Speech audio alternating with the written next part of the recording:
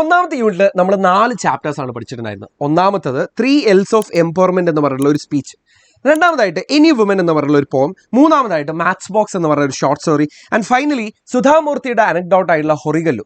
ഈ 4 ചാപ്റ്റേഴ്സ് ആയിരുന്നു ഒന്നാമത്തെ യൂണിറ്റിൽ നമ്മൾ പഠിച്ചിട്ടുള്ള 4 ചാപ്റ്റേഴ്സ്. ഈ ഒരു ചാപ്റ്ററിൽ നിന്ന് എന്തൊക്കെ ടൈപ്പ് ക്വസ്റ്റ്യൻസ് വന്നു കഴിഞ്ഞാലും നിങ്ങൾക്ക് അവിടെയൊക്കെ കൊടുക്കാൻ പറ്റുന്ന കുറച്ച് എക്സാം പോയിന്റുകളും അതിന്റെ കൂട്ടത്തിൽ തന്നെ ഈ ഒരു ചാപ്റ്റേഴ്സിൽ നിന്നൊക്കെ ഏറ്റവും കൂടുതൽ ചോദിക്കാൻ ചാൻസ് ഉള്ള ദി മോസ്റ്റ് പ്രോബബിൾ ക്വസ്റ്റ്യൻസ് എന്താണെന്നുള്ളത് കാണിച്ചു തരലുമാണ് വളരെ കുറഞ്ഞ സമയം കൊണ്ട് നമ്മൾ ഈ ഒരു വീഡിയോ കൊണ്ട് ഉദ്ദേശിക്കുന്നത്. ഒന്നാമത്തെ ചാപ്റ്റർ എന്ന് പറയുന്നത് 3 L's ഓഫ് എംപവർമെന്റ് എന്ന് പറഞ്ഞ ക്രിസ്റ്റീൻ ലഗാർഡയുടെ ഒരു സ്പീച്ച് ആയിരുന്നു. നമുക്ക് ഈ ഒരു ചാപ്റ്ററിൽ നിന്ന് ഏറ്റവും പ്രധാനമായിട്ടും നോക്കിയിട്ട് പോകേണ്ട കുറച്ച് പോയിന്റുകൾ അല്ലെങ്കിൽ എക്സാം പോയിന്റുകൾ എന്തൊക്കെയാണെന്നുള്ളത് ഞാൻ കാണിച്ചു തരാം.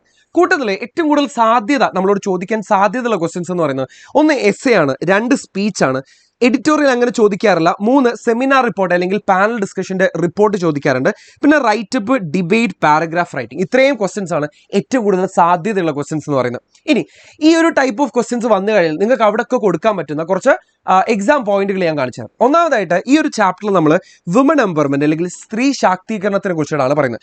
So woman empowerment is very important in our society എന്ന് നമുക്ക് പറയാം. സ്ത്രീ ശാക്തീകരണം നമ്മുടെ സമൂഹത്തിൽ വളരെ അത്യാവശ്യമുള്ള ഒരു കാര്യമാണ്. പക്ഷേ അവിടെ പ്രശ്നമായിട്ട് വരുന്നത് woman are not given equal opportunities അല്ലെങ്കിൽ തുല്യ അവസരങ്ങൾ പലപ്പോഴും സ്ത്രീകൾക്ക് നിഷേധിക്കപ്പെടുന്നു നമ്മുടെ സമൂഹത്തിൽ. ഇനി ഇതിനുള്ള ഒരു സൊല്യൂഷൻ ആയിക്കൊണ്ടാണ് ഈ 3 എല്ലുകൾ അവതരിപ്പിക്കുന്നത്. ഇതൊരു പ്രപ്പോസിഷനാണ്, ക്രിസ്റ്റീൻ ലഗാർഡയുടെ ഭാഗത്തു നിന്നുള്ള ഒരു പ്രപ്പോസിഷനാണ്. അതിൽ ഒന്നാമതായിട്ട് പറയുന്നത് വിദ്യാഭ്യാസത്തിനെ കുറിച്ചിട്ടാണ് അല്ലെങ്കിൽ ലേണിങ്ങിനെ കുറിച്ചിട്ടാണ്. ലേണിംഗ് ആണ് എംപവർമെന്റിന്റെ ബേസ് എന്ന് പറയുന്നത്, ശാക്തീകരണത്തിന്റെ ബേസ് എന്ന് പറയുന്നത്. ഇനി education helps women become independent. സ്ത്രീകളെ കുറച്ചും കൂടെ സ്വതന്ത്രരാക്കാനും അവർക്ക് കുറച്ചും കൂടെ ഭദ്രത കൊടുക്കാനും എഡ്യൂക്കേഷനാണ് ഹെൽപ്പ് ചെയ്യുന്നത്. പക്ഷെ സാമ്പത്തിക ഭദ്രത അല്ലെങ്കിൽ ഫൈനാൻഷ്യൽ ഫ്രീഡം കൊടുക്കുന്നത് ലേബർ ആണ്. അതാണ് രണ്ടാമത്തെ എൽ എന്ന് പറയുന്നത്. ഒന്ന് ലേണിംഗ് ആണ് അല്ലെങ്കിൽ എഡ്യൂക്കേഷൻ, രണ്ടാമത്തത് ലേബർ ആണ്. ലേബറിൽ വരുന്ന ഒരു പ്രശ്നം എന്താണെന്ന് വെച്ചാൽ women are often paid less than men. അവിടെ ഒരു ഇനീക്വാലിറ്റി വരുന്നുണ്ട് അല്ലെങ്കിൽ ഒരു ജെൻഡർ ഗ്യാപ്പ് വരുന്നുണ്ട്.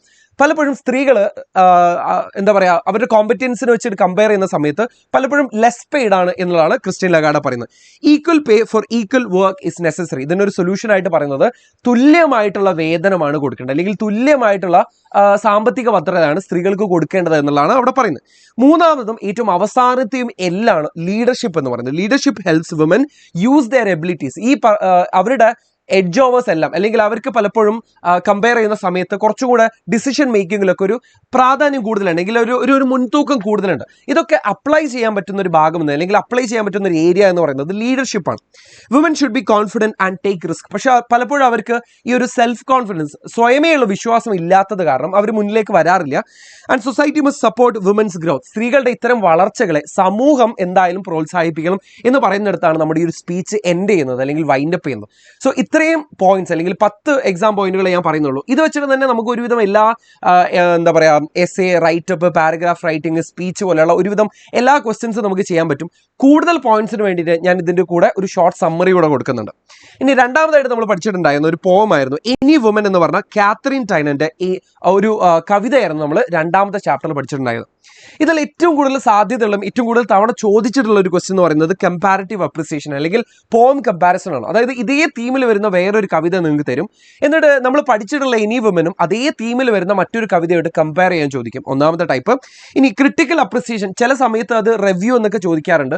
ഇത് ക്രിട്ടിക്കൽ അപ്രിസിയേഷൻ തന്നെയാണ് ചോദിക്കാറുള്ളത്. അതൊരു 5 മുതൽ 6 മാർക്കിനെ വരെ പ്രതീക്ഷിക്കാം. ലൈൻസ് ഇലാബറേറ്റ് ചെയ്യാം, ഒരു 4 or 8 വരികൾ തന്നിട്ട് അതിന്റെ അർത്ഥം എന്താണെന്ന് ചിലപ്പോൾ ചോദിക്കും. പാരഗ്രാഫ് റൈറ്റിംഗ് എൻ്റെ അവസാനം ഏറ്റവും സാധ്യത കുറഞ്ഞൊരു ക്വസ്റ്റ്യൻ ആണ്. ഇതിലൊരു അമ്മക്ക് നമ്മളൊരു ഇമെയിൽ അല്ലെങ്കിൽ ഒരു ലെറ്റർ എഴുതാൻ ചോദിക്കുന്നത് സാധ്യത കുറവുള്ള ഒരു ക്വസ്റ്റ്യൻ ആണ്. ഇനി ഇതിൽ നിന്ന് എന്തൊക്കെയാണ് പോയിന്റുകൾ നമ്മൾ പഠിക്കേണ്ടത്? ഒന്നാമതായിട്ട് the poem shows the importance of woman in a family. ഒരു കുടുംബത്തിന്റെ പശ്ചാത്തലത്തിൽ ഒരു സ്ത്രീയുടെ ഇമ്പോർട്ടൻസ് അല്ലെങ്കിൽ ഒരു അമ്മയുടെ ഇമ്പോർട്ടൻസ് എത്രത്തോളം ഉള്ളതാണ് ഒന്നാമതായിട്ട് നമ്മൾ പഠിക്കേണ്ടത്. Woman is a pillar of the house. ആ പില്ലർ എന്ന് പറയുന്നത്, ഒരു തൂണ് എന്ന് പറയുന്നത് ആ വീടിനൊരു സപ്പോർട്ടാണ് കൊടുക്കുന്നത് അല്ലെങ്കിൽ അതിനൊരു റിജിഡിറ്റിയാണ് കൊടുക്കുന്നത്. ശരിക്കും പറഞ്ഞാൽ വീടിനെ സപ്പോർട്ട് ചെയ്യുന്നതും വീടിനെ താങ്ങി നിർത്തുന്നതൊക്കെ ബാലൻസ് ചെയ്യുന്നതൊക്കെ ആ അമ്മയാണ് ആ കുടുംബത്തിൽ. She supports and protects her family. She gives love, warmth and care to the children. കുട്ടികൾക്ക് വാംത്ത് കൊടുക്കുന്നത്, സ്നേഹം, ഊഷ്മളത കൊടുക്കുന്നത്, അതുപോലെ കെയർ ഒക്കെ കൊടുക്കുന്നത് ഈ ഒരു അമ്മയാണ്. ഈ അമ്മ എന്ന് പറയുന്ന ഒരു ഫിഗർ ആണ് എന്നുള്ളത് മനസ്സിലാക്കാം. Without her the family will fall apart. അതുകൊണ്ടാണ് തൂണുകളാണ് അല്ലെങ്കിൽ റൂഫ് ആൻഡ് വാൾസ് എന്നൊക്കെ ഇതിൽ പറയുന്നുണ്ട് അല്ലേ. ആ വീടിനെ കൃത്യമായിട്ട് സംരക്ഷിക്കുന്നതും അവരെ പ്രൊട്ടക്ട് ചെയ്യുന്നതും അവരെ കെയർ ചെയ്യുന്നതൊക്കെ ഈ അമ്മയാണ് എന്നുള്ളത് മനസ്സിലാക്കുക.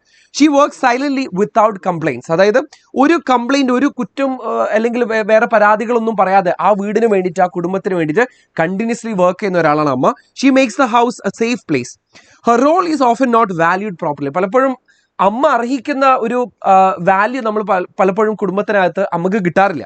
She sacrifices her comfort for others. മറ്റുള്ളവർക്ക് വേണ്ടിയിട്ട് ഷേക്സ് ദ ഡൗൺ എന്നിവിടെ പറയുന്നുണ്ടല്ലേ, തൂവൽ വിരിച്ചുകൊണ്ട് ഒരു പക്ഷിയെ പോലെ ഒരു ബേർഡിന്റെ സിംബോളിസം അവിടെ കൊടുത്തിട്ടുണ്ടല്ലേ. ബെഡ് ഒരുക്കുന്നത് അല്ലെങ്കിൽ കംഫർട്ട് ഒരുക്കുന്നത് സ്വന്തം ശരീരത്തിന്റെ തൂവലുകൾ വിരിച്ചുകൊണ്ടാണ്, അല്ലെങ്കിൽ ഒരു പക്ഷി ചെയ്യുന്നത് പോലെ അമ്മയും തൻ്റെ തൂവലുകൾ പൊഴിക്കുക. അത് സാക്രിഫൈസിനെയാണ്, ത്യാഗത്തിനെയാണ് കാണിക്കുന്നത്. The poem highlights the mother's importance. അതായത് ഒരു ഹൗസ് ഹോൾഡ് സെറ്റിങ്ങിൽ, ഒരു വീടിനകത്ത് ഒരു അമ്മ, ഒരു ഉമ്മ, ഒരു മദർ എത്രത്തോളം ഇമ്പോർട്ടൻ്റ് ആണ് എന്നുള്ളത് കാണിക്കുന്ന ഒരു കവിതയാണ് any woman by Katharine Tynan. Okay, മൂന്നാമതായിട്ട് നമ്മൾ പഠിച്ചിട്ടുണ്ടായിരുന്ന ഒരു ഷോർട്ട് സ്റ്റോറിയാണ് മാച്ച് ബോക്സ് എന്ന് പറഞ്ഞ ഒരു ഷോർട്ട് സ്റ്റോറിയാണ് നമ്മളിവിടെ പഠിച്ചിട്ടുണ്ടായിരുന്നത്. മാച്ച് ബോക്സിൽ നമ്മൾ ഓർത്ത് വെക്കേണ്ട ഒരു പ്രധാനപ്പെട്ട 10 പോയിന്റുകൾ ഞാൻ പറഞ്ഞുതരാം. Woman are compared to match boxes. എന്തുകൊണ്ടാണ് ഇങ്ങനെ ഒരു കമ്പാരിസൺ വന്നിരിക്കുന്നത്? ഇവിടെ മാച്ച് ബോക്സ് ആയിട്ട് സ്ത്രീകളെയാണ് പറയുന്നത്. നമ്മൾ പലപ്പോഴും വളരെ കെയർലെസ്ലി വലിച്ചെറിയുന്നതും അത്ര ഹാംഫുൾ ആണെന്ന് പ്രതീക്ഷിക്കാത്തതായിട്ടുള്ള ഒരു സാധനമാണ് ഈ മാച്ച് ബോക്സ് എന്ന് പറയുന്നത്. സ്ത്രീകളും അങ്ങനെ തന്നെയാണ്. പലപ്പോഴും വളരെ കെയർലെസ് ആയിട്ട് നമ്മൾ ഡീൽ ചെയ്യപ്പെടുകയും വളരെ പ്രത്യേകിച്ച് ഇന്ത്യൻ ഹൗസ് ഹോൾഡിലൊക്കെ, ഇന്ത്യൻ കുടുംബ പശ്ചാത്തലത്തിലൊക്കെ വളരെ കെയർലെസ് ആയിട്ട് ഡീൽ ചെയ്യപ്പെടുന്ന, അല്ലെങ്കിൽ അവരോട് ആ ഒരു രീതിയിൽ പെരുമാറുന്ന രീതിയിലാണ് നമ്മുടെ ഇന്ത്യൻ കുടുംബ പശ്ചാത്തലങ്ങളുള്ളത്. പക്ഷെ they have power but do not express it. അവരുടെ ഒരു തീപ്പെട്ടിക്കൊള്ളി ഉരസിക്കഴിഞ്ഞാൽ, നമ്മൾ വേടനൊക്കെ പറയുന്ന പോലെ ഒരു തരി മതി എന്ന് പറയുന്ന പോലെ തന്നെയാണ്, ശരിക്കും അവരുടെ ഉള്ളിൽ ഇമ്മൻസ് പൊട്ടൻഷ്യൽ ഉണ്ടെങ്കിൽ പലപ്പോഴും അത് എക്സ്പ്രസ് ചെയ്യപ്പെടാറില്ല. Society keeps women silent and controlled. പലപ്പോഴും ഈ തീപ്പെട്ടിക്കൊള്ളികൾ പോലെ തന്നെയാണ്, അത് ഭയങ്കര കൺട്രോൾഡ് ആണ്, ഭയങ്കര സൈലന്റ് ആണ്. Namita is treated unfairly by her husband. ഇതിലുള്ള പ്രധാന ക്യാരക്ടറിന്റെ പേരാണ് നമിത. നമിത പലപ്പോഴും ഹസ്ബൻഡ് എന്ന് പറയുന്ന അജിത്ത് എന്ന് പറയുന്ന ക്യാരക്ടറാണ്. ഈ അജിത്തിനാൽ പലപ്പോഴും കൺട്രോൾ ചെയ്യപ്പെടുന്ന ഒരു ക്യാരക്ടറാണ് Namita. Her husband reads her letters without permission ഇല്ലാതെ അവളുടെ കത്തുകൾ വായിക്കുന്നു. This shows that lack of respect for women. സ്ത്രീകൾക്ക് പലപ്പോഴും ഇന്ത്യൻ ഹൗസ് ഹോൾഡ് സെറ്റിങ്ങിൽ കിട്ടാതെ പോകുന്ന ഒരു സാധനമാണ് റെസ്പെക്ട് എന്ന് പറയുന്നത്, അല്ലെങ്കിൽ അവർ അർഹിക്കുന്ന ഒരു ബഹുമാനം. Namita feels angry and insulted. She tries to resist but control herself. Woman hide their emotion in family life. അതായത് പലപ്പോഴും സ്ത്രീകൾ അവരുടെ ഇമോഷൻസ് എന്താണ്, ട്രൂ ഇമോഷൻസ് എന്താണെന്നുള്ളത് കാണിക്കാൻ പറ്റാതെ സപ്രസ്ഡ് ആയിട്ടിരിക്കുന്ന ഒരു സിറ്റുവേഷനും ഒരു സെറ്റിങ്ങും ഈ ഒരു കഥയ്ക്കകത്ത് കാണിക്കുന്നുണ്ട്. നമുക്കറിയാം, ഈ ഒരു കഥയുടെ ഏറ്റവും ക്ലൈമാക്സ് ഭാഗത്ത് സ്വന്തം സാരിത്തുമ്പ് നമിത ഇതിലൊരു തീ കൊടുക്കുന്നുണ്ട്, അല്ലെങ്കിൽ അജിത്തിനെ ഒന്ന് പ്രകോപിപ്പിക്കാൻ വേണ്ടിയിട്ട്, ഒന്ന് ട്രിഗർ ചെയ്യാൻ വേണ്ടിയിട്ട് അവർ സ്വന്തം സാരി തുമ്പ് കത്തിക്കുന്ന ഒരു ദൃശ്യം നമുക്ക് ഇതിൽ കാണാൻ വേണ്ടി പറ്റും. അത് കാണിക്കുന്നത് എന്താണെന്ന് വെച്ചാൽ സപ്രസ്ഡ് പൊട്ടൻഷ്യൽ ആണ്, അല്ലെങ്കിൽ സപ്രസ്ഡ് ആങ്കർ ആണ്, സപ്രസ്ഡ് ഇമോഷൻസ് ആണ് ശരിക്കും അവിടെ കാണിച്ചു തരുന്നത്. The story shows gender inequality in society. സമൂഹത്തിൽ അല്ലെങ്കിൽ നമ്മുടെ ഇന്ത്യൻ ഫാമിലി കോണ്ടെക്സ്റ്റിൽ പറയുകയാണെന്നുണ്ടെങ്കിൽ സ്ത്രീകൾ എത്രത്തോളം ഇനീക്വൽ ആയിട്ടാണ് ട്രീറ്റ് ചെയ്യപ്പെടുന്നത്, അല്ലെങ്കിൽ അവരെ ആ ഒരു രീതിയിലാണ് പലപ്പോഴും കുടുംബങ്ങൾ അല്ലെങ്കിൽ കുടുംബത്തിനകത്ത് അവർ ട്രീറ്റ് ചെയ്യപ്പെടുന്നത് എന്നുള്ളതിൻ്റെ ഒരു നേർക്കാഴ്ചയാണ് നമ്മുടെ ഈ ഒരു ചാപ്റ്റർ എന്ന് പറയുന്നത്. സോ ഇത്രയും പോയിന്റ്സ് നമുക്ക് അവിടെ കൊടുക്കാം. ഇതിൽ നിന്ന് സാധ്യതയുള്ളൊരു ക്വസ്റ്റ്യൻ എന്ന് പറയുന്നത് ഒന്നുകിൽ നമിതയുടെ അല്ലെങ്കിൽ അജിത്തിന്റെ ക്യാരക്ടർ സ്കെച്ച്, അമ്മക്ക് നമിത എന്നാണ് ശരിക്കും നമിത എഴുതുന്ന ഒരു പേഴ്സണൽ ലെറ്റർ, പിന്നെ ഇതിലുള്ള ക്യാരക്ടേഴ്സ് തമ്മിലുള്ള ഒരു കോൺവെർസേഷൻ, പിന്നെ ഒരു നറേറ്റീവ് ചോദിക്കാം, റിവ്യൂ ചോദിക്കാം, ബ്ലോഗ് പോസ്റ്റ് ചോദിക്കാം, അനൗൺസ്മെന്റ് ചോദിക്കാൻ ചാൻസ് ഇല്ല, പിന്നെ advice and suggestions more like ഒരു എന്താ പറയുക, ഒരു ഗ്രാമർ ടൈപ്പ് ക്വസ്റ്റ്യൻസ് ആണ്. പിന്നെ പാരഗ്രാഫ്, അതായത് എന്തുകൊണ്ടാണ് ഇതിന് മാച്ച് ബോക്സ് എന്നുള്ള ടൈറ്റിൽ കൊടുക്കാനുള്ളത്, ടൈറ്റിൽ റെലവൻസ് എത്രത്തോളാണെന്നുള്ളത്, അങ്ങനെയുള്ള ടൈപ്പ് ചോദ്യങ്ങളും ഇതിൽ നിന്ന് പ്രതീക്ഷിക്കാവുന്നതാണ്. ഈ ഒരു യൂണിറ്റിലെ ഏറ്റവും അവസാനത്തെ ചാപ്റ്ററാണ് ഹൊറിഗല്ലു ബൈ സുധാമൂർത്തി. ഇതൊരു അനുഭവ കഥയാണ്, ഒരു അനക്ഡോട്ടാണ് നമ്മളവിടെ പഠിച്ചിട്ടുണ്ടായിരുന്നത്. എന്തൊക്കെയാണ് ഈ ഒരു ചാപ്റ്ററിൽ ഏറ്റവും പ്രധാനപ്പെട്ടത്? ഈ ഹൊറിഗല്ലു എന്ന് പറഞ്ഞാൽ അതൊരു സ്റ്റോൺ ബെഞ്ചാണ്, റെസ്റ്റ് ചെയ്യാൻ, അതായത് നമുക്ക് വിശ്രമിക്കാനൊക്കെ ഉള്ള ഒരു സ്റ്റോൺ ബെഞ്ചാണ്, ഒരു കൽത്തറയാണ് ശരിക്കും ഈ ഹൊറിഗല്ലു എന്ന് പറഞ്ഞതിൻ്റെ അർത്ഥം. It helps tired travellers relax. അതായത് വഴിയാത്രക്കാർക്കൊക്കെ ഇരിക്കാനുള്ളൊരു സ്റ്റോൺ ബെഞ്ചാണ് ശരിക്കും പറഞ്ഞാൽ ഈ ഹൊറിഗല്ലു എന്ന് പറഞ്ഞ സാധനം.